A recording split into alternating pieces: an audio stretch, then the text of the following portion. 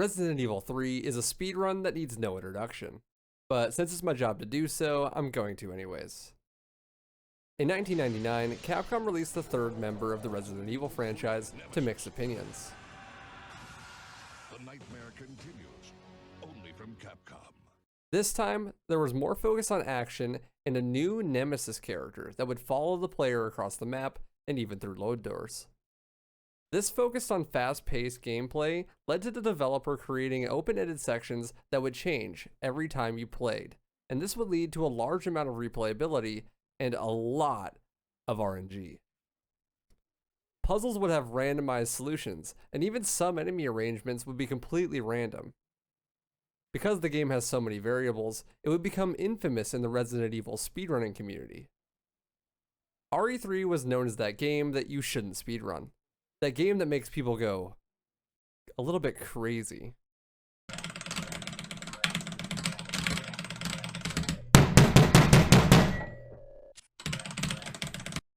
A game with this level of random elements is going to take a long time to optimize. The amount of things that must go right to just be able to finish a run is staggering. This had brought many people in the community to come to the conclusion that it simply can't be optimized much more than it already has been. With each new world record, the game is declared dead, as in not going to ever get beaten ever again. Pyramid K, the current world record holder, doesn't think this is true whatsoever. The people that are close, those are right now are Neps and Orch. Those are the guys that are close and have the execution to get world record right now. And I swear to God, if some of them get world record, I swear to God, people will say this game is dead, this game is dead, they are machines, it's impossible to beat it, blah blah blah. Guys, this game is not gonna die anytime soon. Anytime soon. The monsters have overtaken All the it city. takes is someone Somehow willing to grind the hell out of this. That's all it I'm takes. still alive. But it's not gonna die anytime soon. So how far off is RE3 from being dead? How much time is left to save? And how lucky is the world record? To figure this out, I documented every section in the game that had major RNG influence and tested them each 50 times. Jill flies out of an exploding building, epically rolling into the player's control and right into the first section of randomness in the game. This lone zombie stands in Jill's way, and generally, the runner lets him give Jill a hickey for good luck. If you try to dodge this zombie, it doesn't save any time, but you don't take the damage from the bite, which can save you time picking up heals later. Dodging the zombie successfully is about a 30% chance. However, if you don't get lucky, the zombie will bite you anyway, losing about a second and still taking the damage. Also, side note, please don't ask me to run this game, I won't do it. Never! After seeing this civilian seal his fate inside a container, Jill heads to probably the most infamous section of RE3. Basement. This is your life now. No, no, no, no, no, no. Come on. Grab me. What? Bruh. Oh my god. Runners immediately leave and re-enter the room after activating the basement, because this game dictates its randomness on the loading screens between doors. So if a player restarts the room, they get a much more favorable pattern for the enemies inside the basement. Even so, it's only a 20% chance that you leave the basement with less than 2 bites. Each bite loses about 2 seconds. Pyramid actually miraculously leaves basement with 0 bites. If by this point the runner takes 5 or more bites, they'll actually drop into the caution health, and this is a 10% movement speed penalty. So any run at a high level will reset if bit more than 3 times at this point. Jill decides she's going to fight fire with fire, and burns down this door. There's a 16% chance that the gate will fall early with a cutscene, losing 2 seconds. A 72% chance that the gate falls after she burns the door, and a 12% chance the gate falls early with no cutscene, saving 2 seconds. After Jill courageously runs away from Nemesis, she heads into the RPD, where there is a 60% chance for absolutely nothing to go wrong. A 2-second time save. Now the speedrunner must rack their gigabrain and try to guess the passcode that they need to use for the evidence locker. There are 4 combinations. Normally, players start with the easiest to enter and then work their way backwards. However, there's only a 6% chance for the best combination. Each combination takes about 3 seconds or so to enter. Each failed code means about a 3-second time loss. Worst case scenario, you get 4312 and lose almost 9 seconds.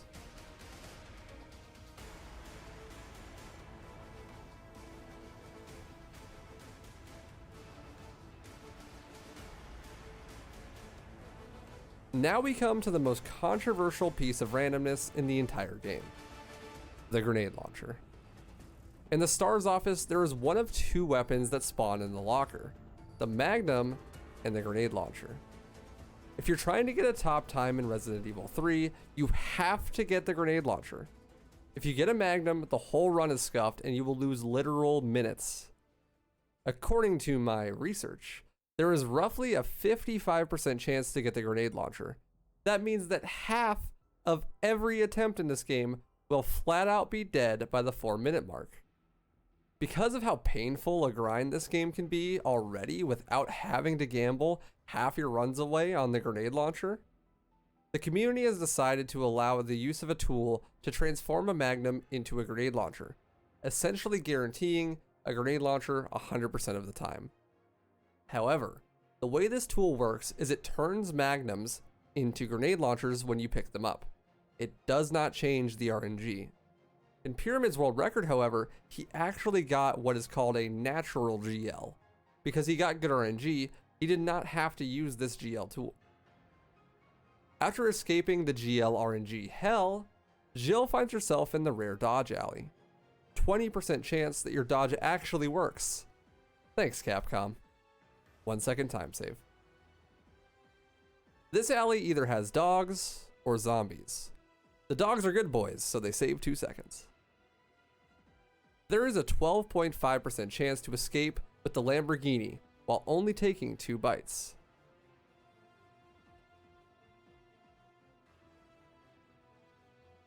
Returning back to the rare alley dodge, there's a 30% chance that the game plays nice. 2-second time save. Returning to my garage in the Hollywood Hills, Jill places this battery and runs away with a 50% chance to get away with less than 2 bites. The reason I keep mentioning less than 2 bites is that it is so unlikely that you run away with 0 bites that I often would not get it once in 50 attempts of testing. There is a first aid spray that runners generally grab for minimal time loss that allows them to take about 9 bites total up to the clock tower section, where the player would then get a free full heal and then YOLO the rest of the run, giving them an additional 4 bites before they reach caution. Once more down the rare dodge alley, there is a 10% chance to get through without a bite.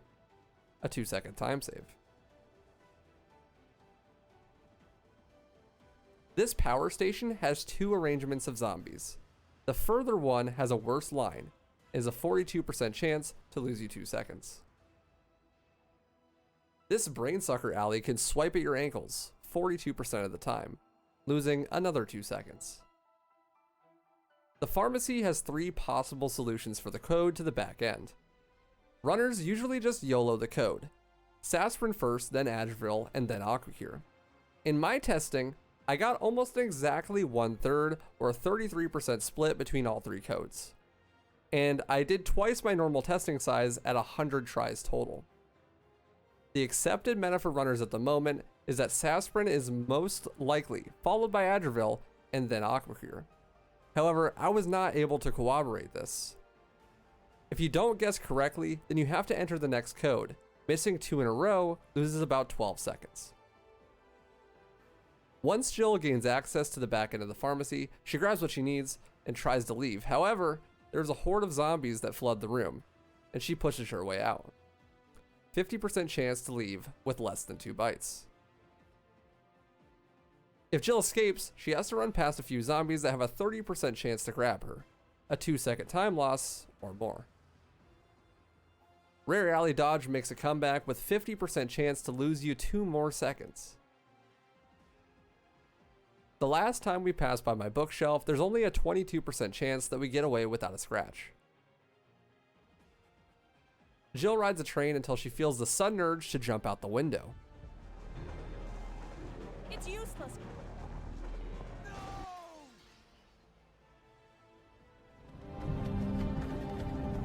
Hey, you. You're finally awake. You were trying to cross the border, right? In this room, there's a 20% chance to get gunpowders. This is known as early powders. Early powders saves time because you can fill up your inventory, which skips a cutscene with Carlos giving you freeze rounds. This loses time later when you fight Clock Tower Nemesis, but overall, getting early powder saves about 5 seconds and makes Nemesis fight easier. Not getting early powders is a 5-second time loss. Nemi has a 44% chance to lose you 1 second here for no reason.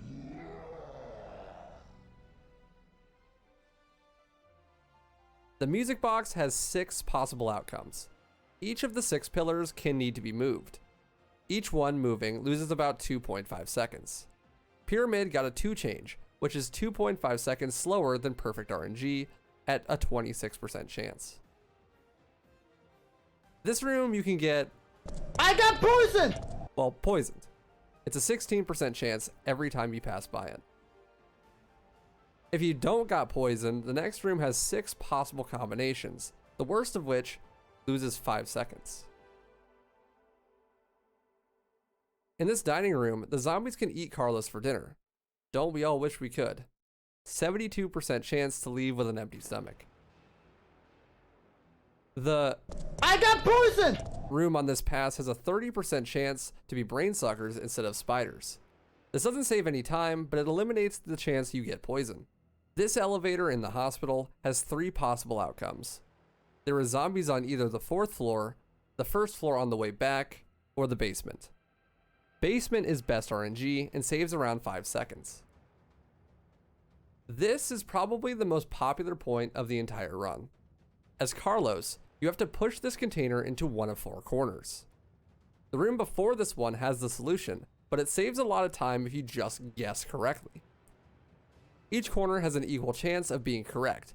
However, the 1/4 chance improves to a 50-50 gamble when you realize that the outside facing side of the container always faces away from the side it's supposed to be on.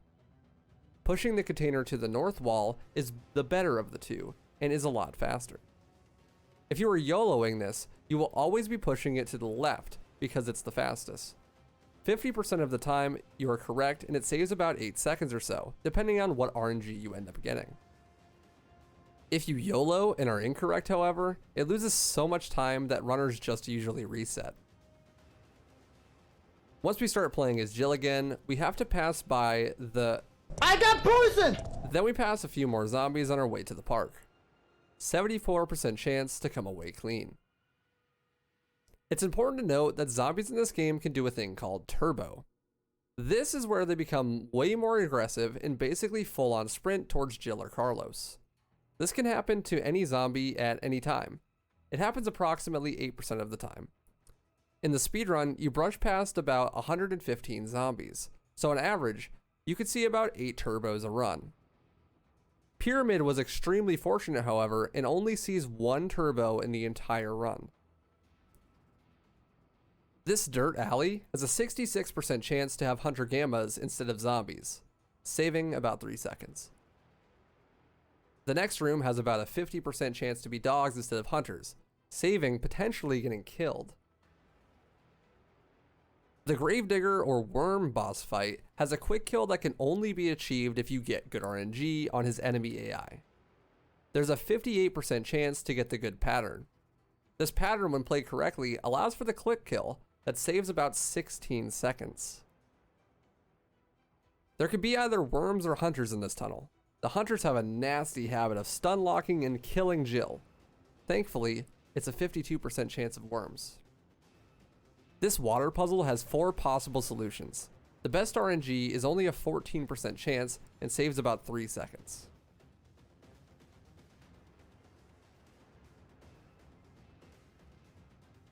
Wolf DNC not only has one meme, I got but poison. 2 named after him in this game. Do the wolf line. 88% chance to get good, and to do the wolf line with no bites. Legend says that Super Gamer once lost a world record pace run to this group of zombies body blocking and comboing him to death. 10% chance to become a legend.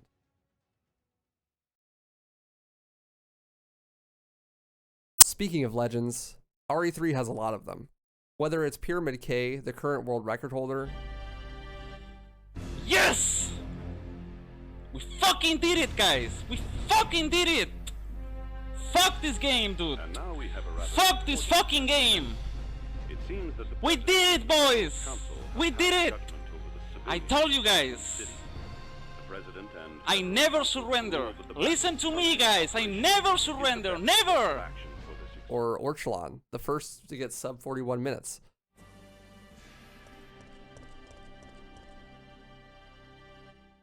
Let's fucking go!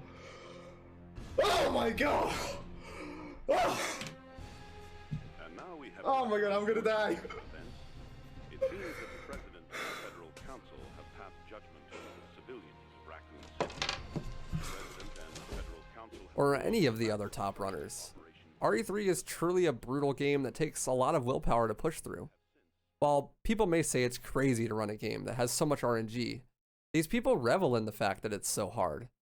Because things that are easy are not usually the ones worth doing.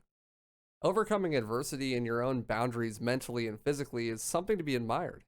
And these people have dedicated an insane amount of time and effort into doing it just exactly that in Resident Evil 3.